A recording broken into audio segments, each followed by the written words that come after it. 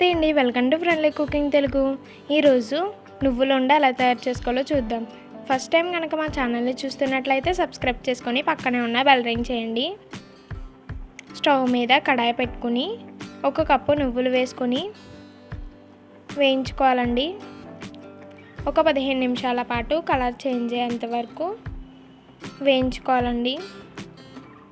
ఈ నువ్వుల ఉండ అనేది చాలా ఈజీ అండి, అలాగే చాలా హెల్దీ కూడా అండి.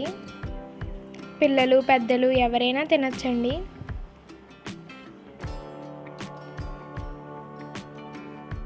ఇలా వేయించుకోవాలండి.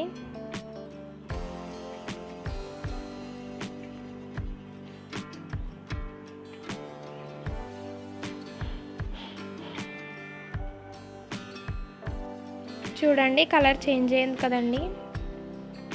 ఇలా వేయించుకుంటే సరిపోతుందండి. తర్వాత దీన్ని పక్కకు తీసుకొని చల్లారిన తర్వాత ఒక మిక్సీ జార్లోకి వేసుకొని మెత్తగా మిక్సీ పట్టుకోవాలండి.